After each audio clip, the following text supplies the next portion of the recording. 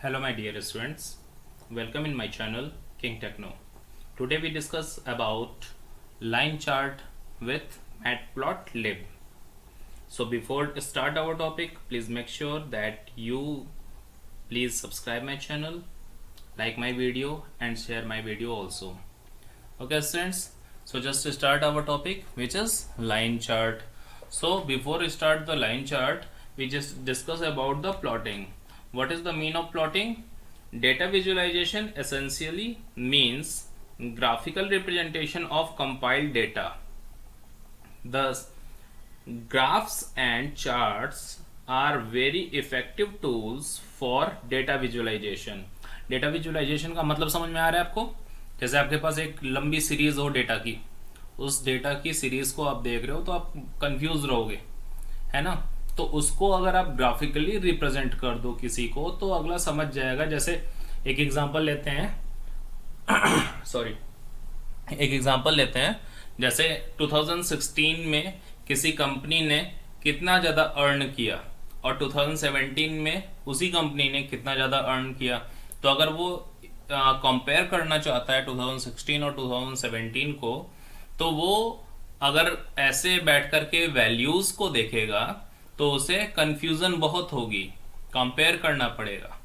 जबकि उसी चीज को अगर वो ग्राफ में देख लेगा तो उसे क्लियर हो जाएगा कि किस मंथ में कितनी ग्रोथ आ रही थी और ओवरऑल पूरे ईयर में कितनी ग्रोथ आई. तो ये वाली चीज जो होती है वो हम लोग एक ग्राफिकली रिप्रेजेंटेशन करते हैं अपने डेटा का. तो इसी चीज को बोलते हैं data visualisation. Okay, you can create many different types of graphs and charts, and line chart is one of them. Okay, a line chart or line graph is a type of chart which display information as a series of data points.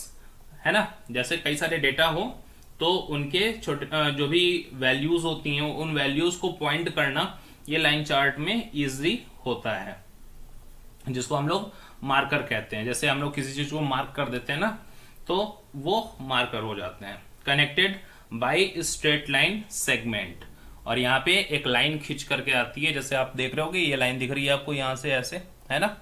तो ये चीज जो है ये line chart से related हो जाती है और इस तरह से हम उसको यूज करते हैं. So let's start then how to create a line chart using matplotlib. Okay, now see students, ये एक एग्जांपल है जिसमें हमने सोनभद्र के टेम्परेचर को देखा है. आप देख लो, ये जो आपकी टेम्परेचर की लाइन दिख रही है, इस लाइन को देख के क्या समझ में आ रहा है आपको कि ये इस तरह से ऊपर की ओर हल्की ग्रोथ करती हुई जा रही थी लाइन, और फिर अचानक से एकदम नीचे चली गई.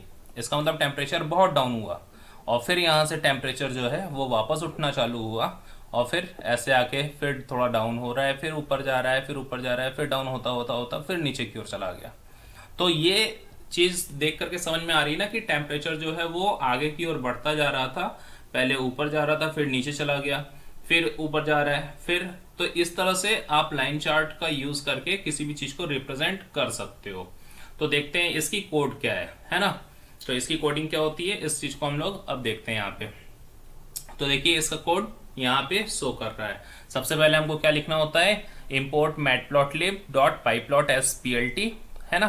तो यहाँ पे जो है हमने इंपोर्ट किया है किसको, मैटप्लॉटलिब को. ये एनाकोंडा के साथ अगर आप इसको यूज कर रहे हो तो आपको इसको अलग से इंस्टॉल करने की जरूरत नहीं पड़ती, लेकिन अगर आप किसी और आइडियली का यूज करते हो तो वहां पे मैटप्लॉटलिब को इंस्टॉल करना पड़ जाएगा यूजिंग पिप.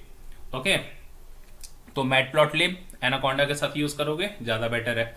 .pyplot, इसमें हम लोग पाइप्लॉट का यूज करेंगे और इसको हम लोग PLT लिख दे रहे हैं एज अ PLT. यानी अगर हमको इसको आगे यूज करना है, जैसे आप देख रहे हो यहाँ पे कई बार यूज हो रहा है PLT. अगर हमने ये नहीं किया होता तो हमको पाइप्लॉट पूरा लिखना पड़ता. इसलिए हम लोगों को हमने क्या किया, इसको एज PLT कर लिया. आप यहाँ पे कुछ और भी दे सकते हो, जिसको भी जो भी चीज़ आप यहाँ पे लिखोगे वही चीज़ आपको बार बार यूज करनी पड़ेगी. तो इसलिए हमने शॉर्ट फॉर्म कर लिया पाइप्लॉट का PLT. ओके, अब देखिए यहाँ पे हम लोग दो सीरीज ले रहे हैं. एक डेज का है जिसमें 1 to 15 वैल्यूज भरी हैं उसके बाद एक टेम्परेचर की वैल्यूज है जो कि 36 से स्टार्ट हो रही है, 37, 37, 37.9, सॉरी 7, 39, 41, देखिए यहाँ 1 आ गया, काफ़ी ज़्यादा गिरावट आ गई, फिर 45 पे चला गया, फिर 45.6, 40, फिर 44, फिर 54, फिर 47, फिर 42, फिर 25, तो 25 फिर से वापस नीचे आ गया टेम्परेचर। तो ये इस तरह से टेम्परेचर का डेटा जो था वो ले लिया गया। अब इसका रिप्रेजेंटेशन जो है वो किया जाएगा। तो हमने क्या किया, हमने पीएलटी में प्लॉट को यूज करके डेज और टेम्परेचर को एक्स एंड वाई एक्सेस होती है ना, तो उसमें हम लोगों ने डेज और टेम्परेचर को यूज कर लिया। अब क्या करते हैं, पीएलटी का टाइटल हमने कर लिया सोनभद्र टेम्परेचर, हमने ये लिख दिया, डबल इन्वर्टेड कॉमा का यूज करते हुए इसमें काम हमने कर लिया डॉट टाइटल लगा करके। फिर पीएलटी का एक्सेस जो है वो 0 से 20 कर लिया और 0 से 60 कर दिया। अब देखते हैं कि ये क्या कर रहा है, ठीक ना। देखिए 0 से 20 किया था, ये यहाँ पे 20 आ रहा है, और यहाँ पे 0 से 60 कर दिया था जो कि यहाँ जा रहा है, ठीक। और टेम्परेचर देखिए यहाँ पे बीच में 1 आ गया था और फिर वापस यहाँ पे 25 के नियर अबाउट आ रहा है। तो ये देखिए 20 और 30 के बीच में से ये चीज़ जो है वो आ रही है। तो ये तरीके हैं जो कि इसका यूज़ कर रहे हैं। और यहाँ पे हमने एक्सेस में यहाँ पे देखिए टेम्परेचर सोनभद्र यहाँ पे लिखा हुआ है, सोनभद्र नीचे है, टेम्परेचर इधर है, और सोनभद्र टेम्परेचर ये टाइटल के रूप में यहाँ पे दिख रहा है। तो यहाँ पे हमने एक्स का लेबल किया हुआ है, यहाँ पे वाई का लेबल किया है, और फिर यहाँ पे सोनभद्र टेम्परेचर कर दिया है ना। तो इस तरह से भी वैल्यूज जो है वो हमारी शो कर रही हैं। तो ये चीज़ समझ में आ गई होगी आपको। एक्सेस के थ्रू जो होता है वो हमने वैल्यू लिया हुआ है, देखिए यहाँ से 0 से 20 जो है वो एक साइड का हो रहा है, और 0 से 60 जो है वो दूसरे साइड का हो रहा है। फिर से एक बार देख लीजिए, 0 से 20 जो है वो 0 से 20 देखिए यहाँ से यहाँ पे आ रहा है एक्स एक्सेस पे, और 0 से 60 जो है वो वाई एक्सेस पे जा रहा है। तो ये चीज़ जो है वो यहाँ पे शो किया गया है ना, 0 से 20 एक्स एक्सेस के लिए, 0 से 60 वाई एक्सेस के लिए। लेबलिंग यहाँ पे कर दी गई है। इसके बाद हमने पीएलटी डॉट शो कर दिया, तो हमारा जो ये शो फंक्शन है उस पीएलटी को, जो पीएलटी में ये वैल्यू डाली गई है वो शो किया गया, जिसकी वजह से वो ग्राफ जो है तैयार हुआ। इसको आपको दिखाते हैं जुपिटर पे। देखिए जुपिटर यहाँ पे खुल गया, और जुपिटर पे आप यहाँ पे देख रहे हैं कि हमने एक टाइटल डाला है लाइन प्लॉट, और इसके बाद हमने इंपोर्ट किया था matplotlib dot pyplot as PLT, and then हमने डेज ले लिया, टेम्परेचर ले लिया, सेम कोड है जो वहाँ पे आपको दिखाया गया है वो यहीं से लिए थे हम। ओके, तो ये डिज़ाइन हमने किया। इसके बाद आप देखिए यहाँ पे चीज़ें जो हैं वो कैसे ग्राफ के रूप में शो कर रही हैं, ठीक ना। तो ये वाली चीज़ जो है वो आपको यहाँ पे देखने को मिलेगी, ये ठीक। तो ये ग्राफ जो है वो हमने यहाँ पे ले लिया, और इसके बाद फिर इसको देख रहे हैं।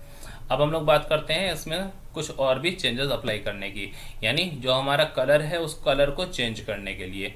तो कलर चेंज करने के लिए हम लोग जो है उसको भी यूज़ करेंगे। तो देखते हैं कि कलर में क्या क्या चेंजेस आ रहे हैं। यहाँ पे देखिए आपको कलर चार्ट मिल रहा है, और यहाँ पे आपको दो कलर्स दिख रहे होंगे, जिसमें एक रेड है और एक ब्लू है। ओके, तो यहाँ पे देखिए इसकी कोड्स जो है वो यहाँ पे लिखी हुई है, इम्पोर्ट नंपाई एज एनपी, ठीक। यहाँ पे हमने क्या कर लिया है, यहाँ पे x equal to np dot arange हमने कर लिया, 0 से 10 और 1 का गैप होकर के वो अरेंज कर देगा। उसके बाद a equal to np dot cos x ले लिया है, और x का ही हम लोगों ने b में भी वैल्यू डाल दिया। तो इस तरह से वैल्यूज यहाँ पे शो कर रही है।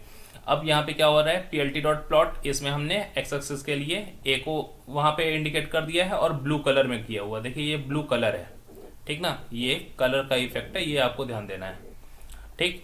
और इसी में जो b के लिए हमने रखा है, ये जो b है इसके लिए जो हमने वैल्यू रखी है उसको हमने r कलर से किया हुआ है, ठीक, r मीन्स रेड।